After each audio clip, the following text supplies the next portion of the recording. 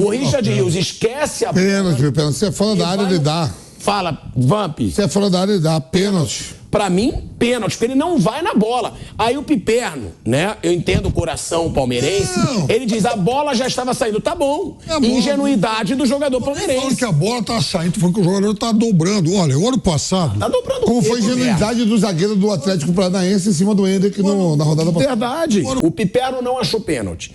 Eu achei, o Vampeta também achou. O outro ângulo, o que filma por trás ali, que filma perto, mostra que o Richard Rios, ele nem olha pra bola. Ele vai no corpo do Everton Ribeiro. Achei ingenuidade. Não acho que sairia uma jogada de perigo ali. Mas foi pênalti por imprudência. Flávio Prado, pênalti ou não? Eu acho que o sistema estava dormindo.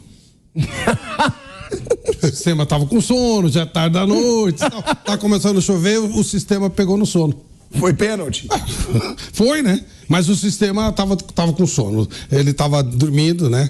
Aí ele tava lá e tal, dormindo. Eu tava batendo um papo com o estafeta lá do Abel Ferreira, como é que ele chama? João não sei o quê? João Martins. O estafeta lá, ele tava, o que falou o negócio do sistema, mas tava batendo papo com ele. Não viu isso. Você tá contra o Palmeiras, não é? O mundo todo contra o Palmeiras? Pô, uma chance dessa não pode perder, pô. Onde estava o sistema nesse momento que não viu? Essa era uma grande chance de botar o sistema pra funcionar. Então o sistema vacilou totalmente nesse lance aí. Meu Deus. Ô, sistema, não vai receber o bicho. Zé Manuel, você até que trouxe mais esse debate nos bastidores desse lance, e eu acho que o VAR poderia chamar mais, nesse lance, né? Fazer o árbitro refletir pra ver esse lance. E não chamou. Eu acho que cabe a discussão, a interpretação, essa coisa toda. Você olha na velocidade do jogo, você acha uma coisa. Em slow motion é muito pênalti, na velocidade do jogo é menos pênalti, mas eu acho que cabe reclamação, sim. Eu acho que o Flamengo reclama e há uma certa razão, poderia porque assim, ombro com ombro é outro. Ombro com ombro não é pênalti. Ali foi nas costas. Não, eu acho que eu marcaria pênalti. Pronto, Zé. O Porcari, né, que sempre manda mensagens aqui pra gente, pra todos nós. Trabalhou com a gente na Copa. De arbitragem, trabalhou aqui na Copa do Mundo.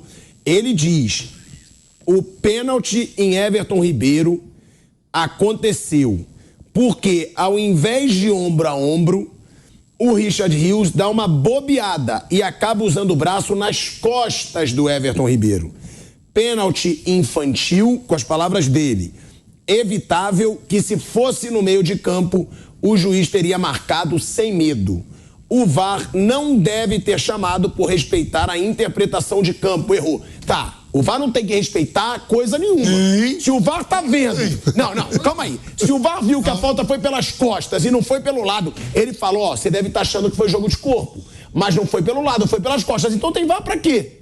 Pra que tem VAR se não é pra apontar o erro que o juiz pode ter feito? É um lance decisivo, é um lance crucial, é um pênalti. O árbitro pode ter interpretado uma coisa e aconteceu outra. É um lance rápido que o árbitro pode ter achado que foi pelo lado. E não foi pelas costas. Ué, se o VAR prestasse no Brasil, chamaria num lance desse. Eu acho que o árbitro... É um lance decisivo, pô. Camisa do Flamengo. Tá todo mundo lá. Dos dois. Exatamente. 69% de posse de bola no segundo tempo. Flamengo, 45% no primeiro tempo. E olha que esses 45% do primeiro tempo, isso aí foi muito pelo final do primeiro tempo. Isso. Durante a boa parte da primeira etapa era tipo 70-30. Quando o Palmeiras faz 1-0, tava 68-32 pro Palmeiras em posse de bola. Na reta final do primeiro tempo, o Flamengo, depois do 1-0, o Flamengo começa a ficar um pouquinho mais com a bola e aí melhora um pouco a sua taxa de posse. As ações no ataque ali é que aumentam bem, né? De 41% para 61%. É número de chutes certos, mesmo número, né? E ações na área rival próximo ali 9-12, mas de 41 para 61. Agora tá explicado. Falou que jogadores não aguentariam os 90 minutos, nível de exigência, e ele deixou no ar que ele falou, ele esperava o Palmeiras com 3 zagueiros. Ele esperava o Palmeiras marcando em linha de 5, porque nos 2 últimos jogos, inclusive no Atlético Paranaense, que foi um time reserva praticamente, o Palmeiras também foi com 3 zagueiros, foi com o Naves ali, e no jogo contra o São Paulo também. Então eu acho que ele também justificou os pontas escalados, ele foi surpreendido, esperando o Palmeiras com 3 zagueiros e Mike Piquerez bem soltos, para ele tentar atacar o costado, como ele falou, né? Mas não foi o que aconteceu. Não foi o que aconteceu. E é interessante porque é exatamente isso, deu errado, não é que não tinha explicação. Sim. Não é que foi uma coisa ao Léo, porque São Paulo inventou, Flamengo não sei o quê. Não, tá tudo muito bem explicado, tem que fazer uma opção. Tá tudo muito explicadinho e Se ele tem a opção de no segundo tempo ter Ribeiro, Arrascaeta e Bruno, bom pra ele. O Abel não tem. Tinha muita gente jovem, até por isso demora a mexer, até por isso o Palmeiras cansa. O Flamengo tem tempo pra criar, em um momento e acabar fazendo gol como fez. Então, o resumo assim, se ele realmente não tinha como contar com jogadores 90 minutos, né? Aí você pode questionar, mas tem que ir, porque o jogo com o Palmeiras é uma outra história. Mas vamos lá, são as informações que ele tem do departamento médico. E o que ele achou que viria. E o que ele achou que viria. Ele disse que ele fala muito em queria homens para 1 contra 1. Perfeito. Ele faz essa tática, ele ainda preserva o jogador, aí coloca no segundo tempo. Ele consegue sair do Allianz Parque com um empate. Flamengo agora 25 pontos aí, né? Ainda tem muito campeonato pela frente. Não deu errado. O que eu acho assim, a gente pode encontrar todas as justificativas, as explicações e compreender taticamente as escolhas dele. Mas é evidente que qualquer técnico que possa contar com o Arrascaeta 100% do ponto de vista físico não vai tirar o Arrascaeta do time. Então assim, o primeiro motivo da saída do Arrascaeta não é evidentemente um motivo tático, não é falar, não, esse jogador para esse tipo de jogo não serve para mim. Ele serve para todos os jogos, Arrascaeta. Não é por isso. Então, a gente tem que partir dessa premissa para entender a escalação dele.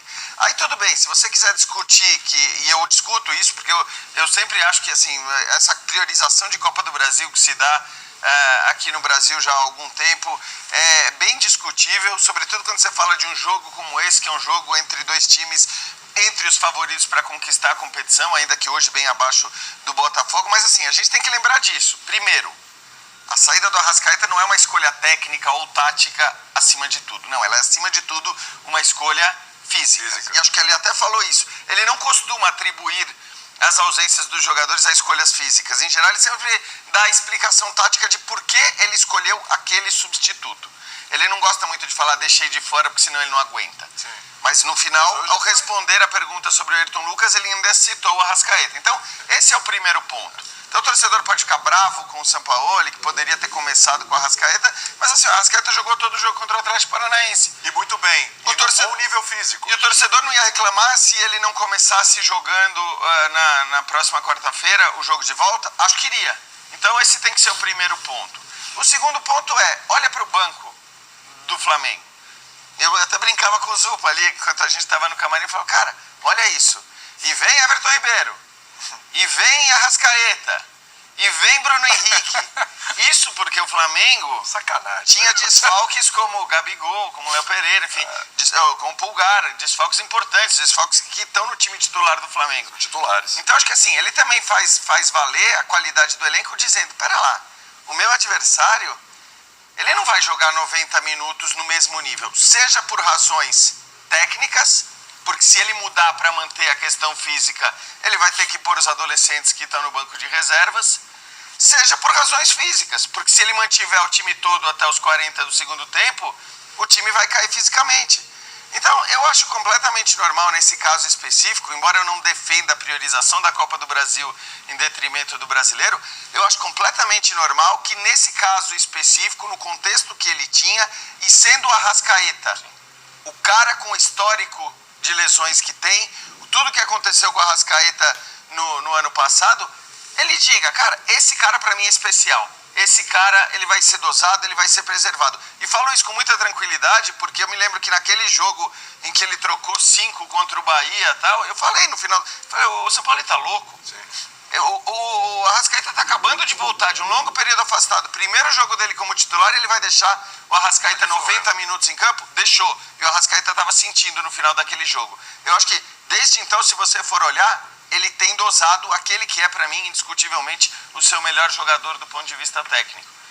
O Everton Ribeiro até acho que entrou melhor do que o Arrascaeta. Jogou mais tempo, é verdade, o Arrascaeta fez o gol, é verdade, mas o Everton Ribeiro, na minha visão... Mais uma jogada do Everton Ribeiro?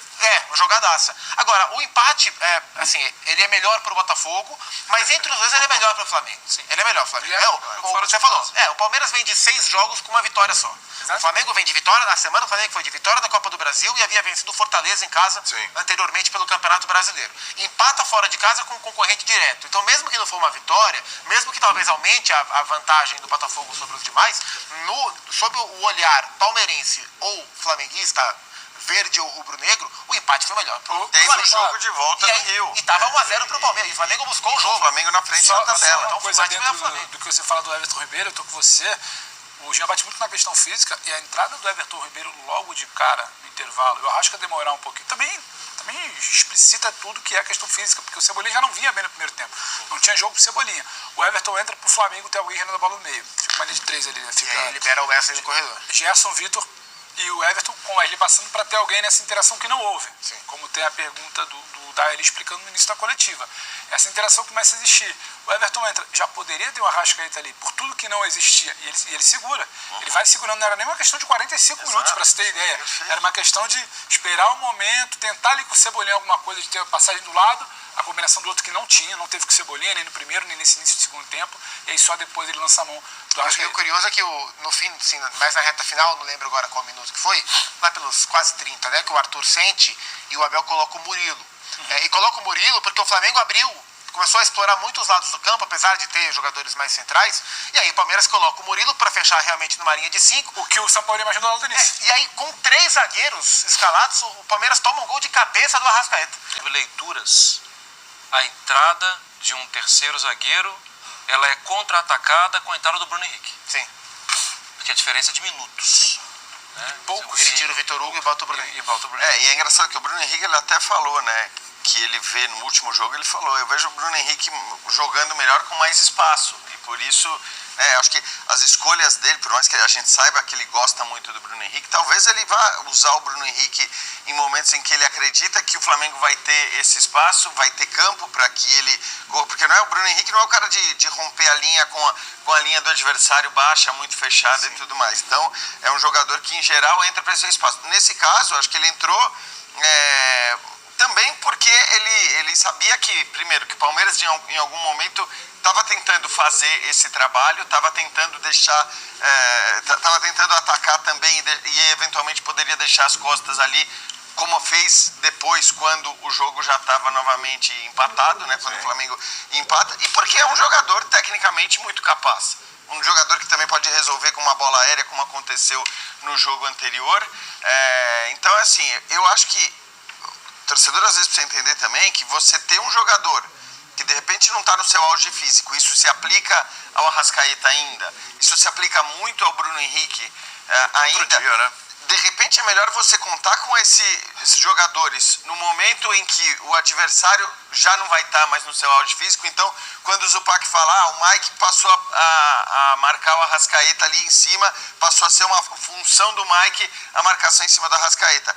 Óbvio que é melhor você sofrer essa marcação do Mike no segundo tempo, a partir dos 20 minutos, do que você sofrer no primeiro tempo, do que você sofrer com o Mike zerado fisicamente. E a gente viu o Mike voando fisicamente no jogo. Então, eu acho que o Lucas sofreu muito com ele, né, no lado dele. Muito. E o Ayrton Lucas não é um jogador que não tenha gás, que não tenha fôlego, ele sofreu demais. Então, acho que isso também pode fazer parte de uma estratégia. Você dizer, bom, cara, olha os caras que eu tenho no banco. Bruno Henrique, o Arrascaeta, o Everton Ribeiro. A hora que eu coloco esses 3 caras, ele nem fez isso de colocar os 3 juntos, mas a hora que você coloca, primeiro você já gera pânico no adversário. Sim. Seja qual for o adversário. O cara olha ali pra beira do campo, vê esses 3 ali no aquecimento, você fala, nossa, e agora? Imagina o Mike que tava correndo que nem um louco até.